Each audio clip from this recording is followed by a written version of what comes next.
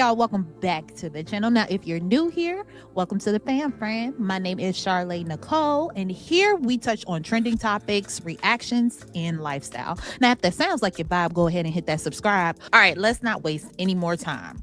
We're here for Married to Medicine episode 4. So pop a squat, get your snacks, and get ready. Now, buckle up your seats, because you already know your girl does not miss a thing. Episode 4 opens up right where we left off at Brandy's dinner. Like I've expressed to you guys in episode 3, I absolutely believe that the divorce is not off the table. This is not the first rodeo for Cecil and Simone. So she's at the dinner table expressing to the ladies, like, you guys have no freaking idea. The way that I want to be separated from my sons and my husband right now, and I could care less because my husband never has my back. My sons are using me. I am over it. So the ladies at the table are saying, oh, Simone, no. Oh, no, Simone. These ladies, they know each other's business. This is for the cameras. They already know that Simone and Cecil haven't been all right for the past few seasons. So Simone happily says, I just want to live downtown in the high rise. And Jackie quickly says, I will pop you in your mouth if you say one more word. Because Jackie is coming from the standpoint of, I know you, friend. Right now you're saying this because you're hurt, but you need not to say this in a den full of wolves. It will be used against you later. So what I need you to do is zip your lips and cut it out. The annoying part for me is that Jackie's sitting up here acting like, you know, I remember when she filed for divorce back in 2018,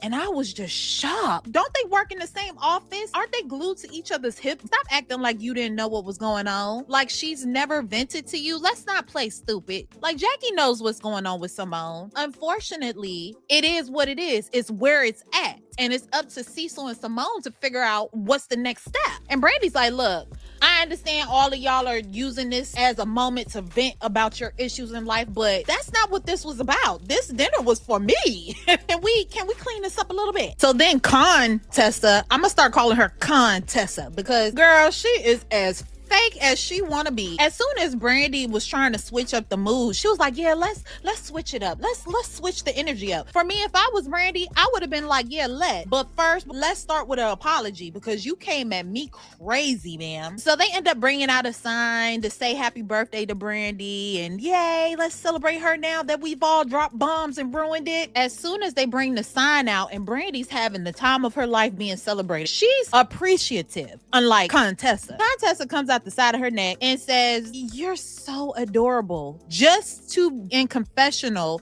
shading her once again about her $1,000 dinner, and she's new to this group. I wouldn't do cartwheels over something so mediocre like this. And it's just like, and that's why you're in the miserable position you're in. You're not happy. Nothing makes you happy. Your husband can't even make you happy. But I digress. So before the scene ends, Dr. Heavenly decides to console Simone for a little bit, and then she takes the opportunity to let Simone know, you're not the only one going through it right now. I haven't talked to my son. I cussed my son out in the worst way. I tore my son to shreds. I have no idea where he is. He's not talking to me. He has not come back to the house. So as Dr. Heavenly is confiding in Simone, I am so proud of Simone. I literally said this in my recap episode 3. Simone is taking accountability. Her and Cecil are responsible for the monsters they created. You can only put so much blame on them for being what you created. And she sat there with Dr. Heavenly and she said, you can't always have it together. We all want to look like we have it together, but we don't.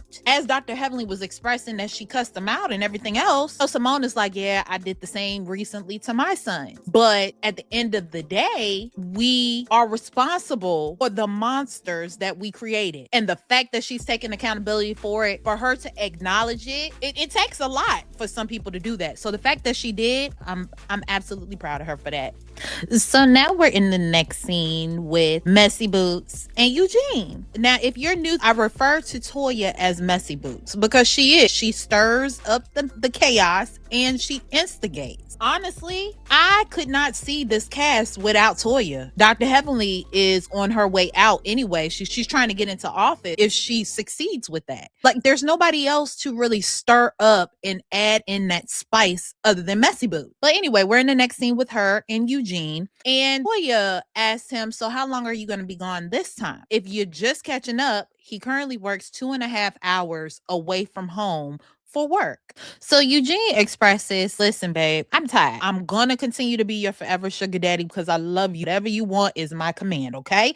But I am tired. I just need to know what's up with Scott and Contessa with this building. I need a for sure on the date that the office will be ready so we can see if the wellness opportunity is going to bring in enough money to cover the money that I would be walking away from. Because keep in mind, the only way Eugene will be able to stop work 2.5 hours away to afford that $3 million house, they need that office space at Scott and Contessa's office to replace the money that he would be walking away from, basically. So Toya is like, babe, she told me that she had a space. She showed me the space. The space is similar to the space that you kind of outgrew, so I'm not sure. So Eugene says, babe, I don't have time to play these reindeer games. My lease is up. I am paying month to month. On top of that, this $3 million mortgage. Something gotta give. It is or it ain't. Messy Boo said, babe, it ain't it. She is very knowledgeable of when somebody is lying to her. Like I told y'all, Contessa told Messy Boots that it would be done in 2 weeks. But we all know from her contractor that that was not the case. Somebody told her 2 months. When she showed Toya the space, Toya's looking at this like, oh, this is it? This is what we're waiting on? How are we going to grow with this little closet space? So she told Eugene, because I know a lie when I see one. And the little bit of space that she gave us, not enough. Toya is trying to get Eugene to come back home. She's gotten so adjusted with being a stay-at-home mom that she's realizing that I am lonely. Now she's learning that you want this type of lifestyle, he's going to have to go where the money is. This is what I think happened.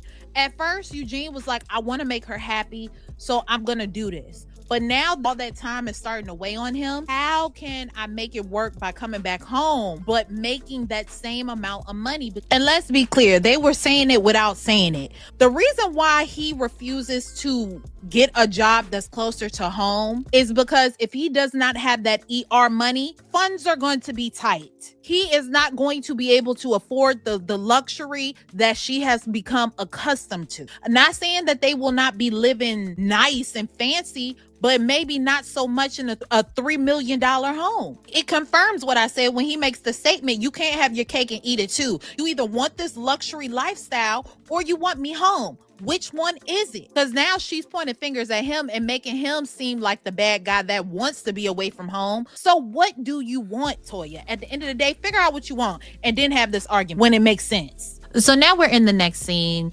Quad and King link up with Jackie at the office. They're doing an ultrasound. Jackie is just checking her ovaries to make sure that there are no cysts to be concerned about. Now, what was really interesting is that when Jackie started to explain it to King to let him know the process of what's going on, it shocked her and me as well that he was able to explain it to Jackie as if he's been here before. Now, with that being said, shout out to Miss Sparkle 01, one of my friends. She actually dropped down in the comments and let your girl know that allegedly King is living with his daughter's mom. Now, keep in mind, you guys, this is allegedly. I do not know, but I just wanted to shout out Miss Sparkle. I love when you guys give me the tea and give me the heads up on things. I was unfortunately not able to confirm if that is true or not, but Miss Sparkle 01, if you're watching this episode, please let us know down below where you got that information from. That when he made that statement, it sounded like he's been here, done that before, you know? So I wouldn't be surprised if he actually did have a baby mother. So Jackie was going through her checklist because, as I've already expressed to you guys, Jackie is doing a checklist of all the things that the doctor from Ghana expecting Quad to have done while she's in the States. Now we're in the next scene with Dr. Mimi and Steve with the chillins. We soon learned that their son was diagnosed with autism. There was a moment that I absolutely could sympathize with when their son ended up hitting their daughter in the back seat. When your child is diagnosed with autism, it's hard. It doesn't just affect the child, it affects the whole household. The moment that their son had reacted and hit their daughter, you know, of course the daughter was crying and she reacted and hit him back. The daughter doesn't fully grasp and understand that's not just her brother just hitting her just because he wants to be mean. And so it was a moment where they had to stop the car and to try to work with him to get him to understand, no, you can't hit. They both started tearing up in the confessional as they were talking about it. Dr. Mimi expresses that this is hard. It can be very hard on a marriage. It can be hard for the siblings. Autism affects everybody. I really respect them being that vulnerable because they could have hid that. You know, they could have not shared that at all. But the fact that they are and they're spreading awareness through their experience, I absolutely respect Mimi and Steve. So now we're in the next scene at Eugene and Toya's house. She felt like it would be important for all of her doctor friends, including her husband, to take some time off. So Miss Messy Boots decides that it would be a good idea to invite everyone over for a nice soiree. She did express being unsure about inviting the ladies over because the ladies are always judging her in her relationship. I don't think it's so much that the ladies are judging, it's Toya, so it's always about money. So I think it's more that the ladies are kind of sick of Toya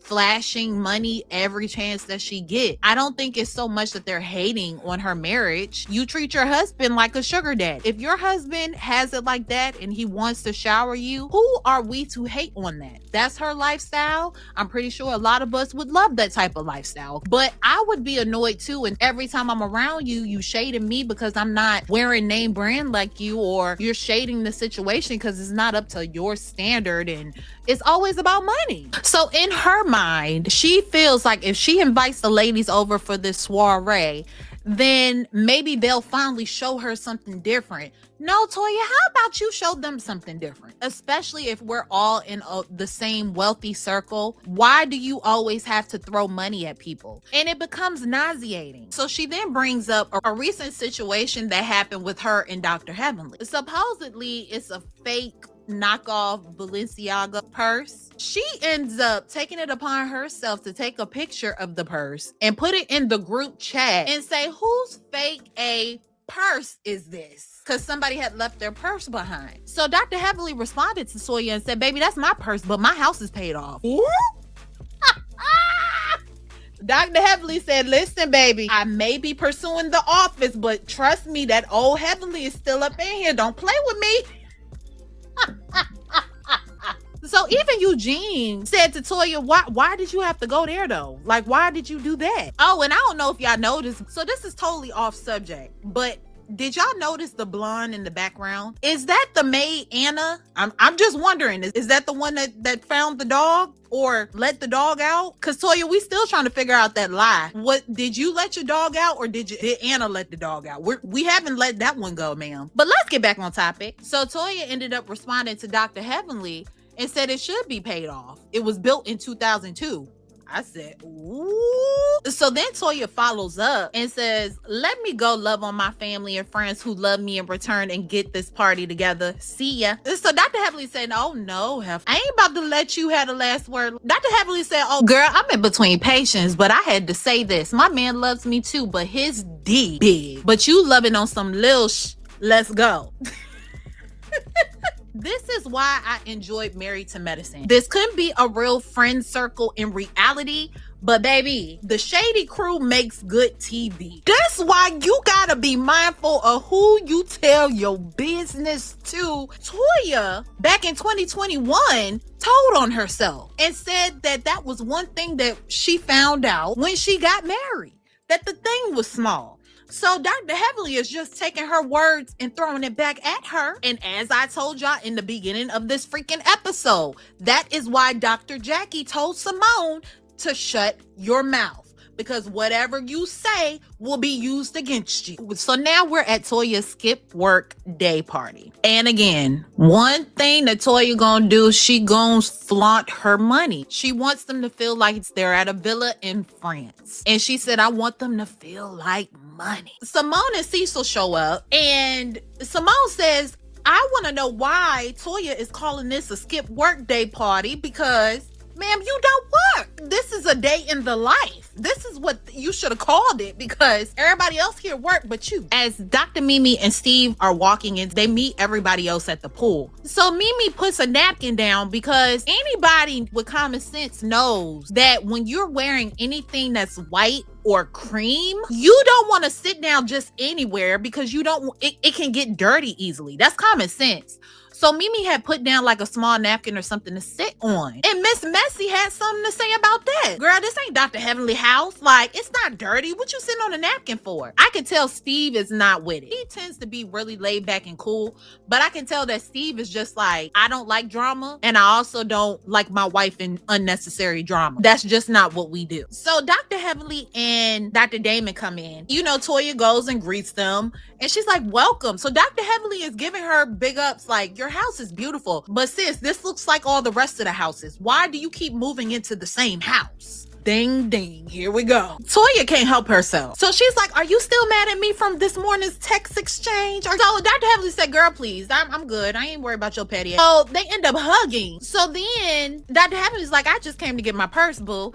And she said, oh, your purse? Oh, yeah, girl. It's just upstairs. I hope you didn't think it was going to go upstairs in my real stuff. I said, oh, no, you didn't. So Dr. Heavenly's like, girl, bye. Don't play with me. Just give me my purse. I'm like, Toya, if you don't go sit your messy tail down, go somewhere and sit down. Everybody starts to migrate in the house. This is not just the ladies' event. The men are here as well. Toya's like, where's the food? Bring out the food. Chop, chop. Tell me why this man in his drawers comes around the corner to serve food. Eugene, where's Eugene? Agent Dr. Eugene, you signed off on this? Why? What? Everybody's just like, girl, what is going on? This is not what we signed up for. This is not what we came here for. And you know who was all for it and could care less? Simone. Did y'all see how she was looking at that man like she wanted to tear off the meat? I said, Simone, if you don't go sit your hot in the tail behind down somewhere. Simone said, yes. This is what I'm looking for. I feel like this is blatantly disrespectful. I want to throw a party with my friends, and my husband is there. My friend's husband is there. I would not hire half-naked men to walk around and serve finger foods with their penises out. Who does that? This is not something new that Toya normally does at her soiree. And I'm gonna be real with y'all. That is exactly the type of man that Toya wants in real life. Can that type of man afford her? No. If she really went for the type of man that she actually wanted, I can guarantee you they would not be able to afford the lifestyle that she wants. Like I've told y'all before in episode 1, when I broke this down for y'all, Toya loves Eugene for what Eugene can provide for her. That's why she loves Eugene. I truly do not believe that Toya deep down fully loves Eugene for just Eugene. Because I guarantee you, would she still be with Eugene if Eugene could not do for her as he's doing now? What if he went broke? What if he no longer could be a doctor? Would she still be with Eugene? Ask yourselves that. If you're saying that she would, you're a goddamn lie. I don't care how young they met each other. She knew his potential. She knew what he was pursuing. So she held on because this is the type of life that she wanted. But hey, who am I? What do I know? I'm just watching this like the rest of y'all. So the men were looking at Eugene like, sir, like, did you plan this? Like, you set us up, bro. Like, what is this? But soon the energy changed, y'all, when they saw the half-naked young lady bring over a tray. Now, I don't know if y'all peeped like I did, but Dr. Damon looked quite a few times. So Toya is giving the ladies a tour of the house. And when I tell y'all she lives for this, everybody's like, oh my gosh, Toya, your house is so gorgeous. Oh my goodness, look at the blossom tree in your shoe room. This is what she lives for. So then Toya takes it upon herself to come outside to the guys and let them know, hey, we're playing a game. So as she's explaining to the guys, you know, Eugene is like, the fellas are looking at Eugene like, look, we just want to chill. We don't want to do all this. So Eugene is like, don't worry about it. We don't have to do it, y'all. Don't worry about it. Toya is explaining the rules and she wants Eugene's undivided attention. Now, the problem with that is the way that she's talking and addressing him in front of everyone. It was real disrespectful. It was kind of like she was trying to sun him in front of the rest of the men and the women to show I run this. And Eugene is looking at her like, wait a minute, why are you coming at me like that? So everybody's trying to make light of the awkward moment. The guys are like, we have doctor's notes. Like, we don't want to play. Toya is not having it. She's like, Eugene, can you take lead of your household and lead the men to the right? Heavenly had to step in because Heavenly is like, Toya, you doing a little too much right now. You're literally disrespecting and humiliating your husband in front of everybody. I think Toya is kind of out of touch with the reality of her relationship because she feels like Eugene does any and everything for her. But truth be told, a person can get fed up with mistreatment and a person can wake up out of their coma anytime. And what she needs to learn is that Eugene could replace you with somebody that's more appreciative, that doesn't need as much. What can you bring to the table with a new man? Because you don't work. All you do is sit and look pretty. And let me tell you, Toya, looks fade. So I think you need to tread a little lighter, babe. So then Eugene says, shoot, I've been at this for 18 years. Look, I could get over this. So Curtis, who's Jackie's husband, ends up leaning over to King and said, is this what you looking forward to? King said, not at all. Baby, when I say this was the most cringiest interaction, so he's literally trying to de-escalate what just happened. And she's like still mouthing off at him, still embarrassing him. So as Dr. Eugene is trying to explain to Toya, like, I felt some type of way. Even the other ladies felt some type of way witnessing what you just did. Toya responds by saying, I don't give a F about them bees. Unfortunately, Eugene did not stand up for himself. He allowed his wife to emasculate him. And that's just what it was. Toya don't respect Eugene. She never will. Eugene has allowed her to say whatever she wants to say, how she wants to say it, and she doesn't have to work. She gets what she wants. It's only so much you can feel bad for Eugene. I mean, because he's allowed it. So everybody's pretty sympathetic towards Eugene because everybody's embarrassed and feel bad for Eugene. So everybody migrates to Eugene back at the pool. And King asked him, is this normal for your wife to talk to you like a dog? Eugene is starting to make excuses and being apologetic about, I should have read the room.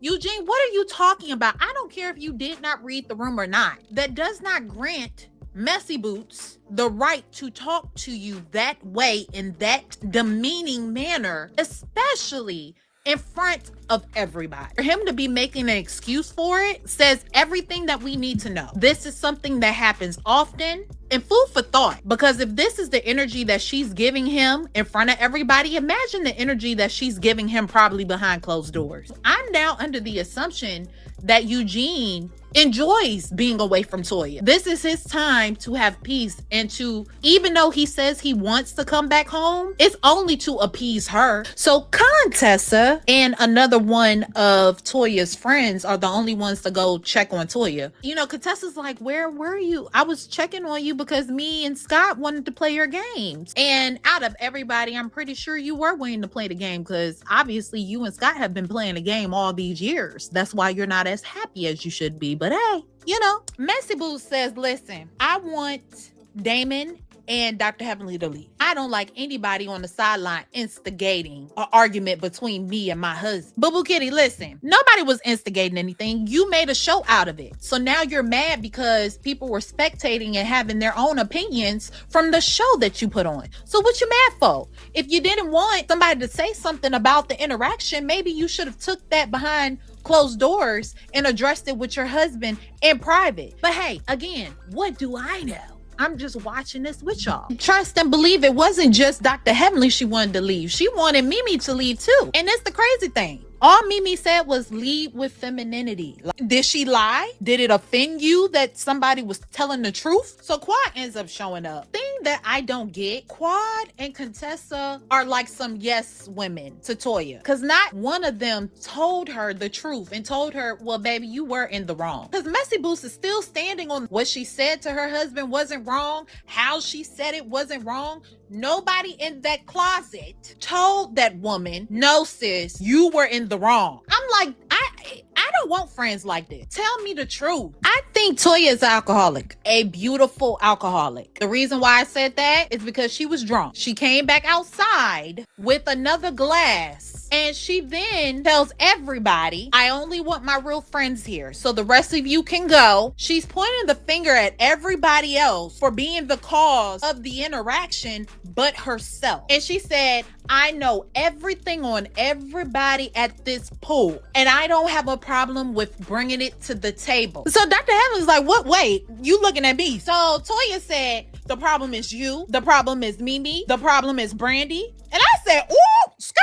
Wait a minute. I thought Brandy was your friend. Even Brandy looked real quick like, wait a minute, Heifer, I'm your friend. What are you talking about? Hence why I said it is safe to assume that Toya is an alcoholic. Mimi said, you're not going to tell me how to react to your behavior. If your behavior is wild, I'm going to have a reaction. So then Toya says, and let's be clear, I'm not drunk. I'm not drunk at all. I can smell the liquor from your breath through the TV, boo. You're drunk. So the last thing that Toya had to say to everybody at that pool, what I'm not going to do is entertain people that don't support my marriage. So Dr. Heavenly said, boo, so the people that you believe support your marriage even reacted the same way that we did. So when I say everybody decided this is our time to leave, she messed up the whole party. The energy was off. It was just bad. King decides to go outside as Mimi and Dr. Heavenly are on the same page. So with that being said, we're going to meet Toya where she is. If she does not want us to be here, we're not going to try to force it. We're not going to try to apologize for something that we did not do to her. We're accepting it for what it is. Mr. King decides to come outside and say, maybe y'all should go inside and talk to her.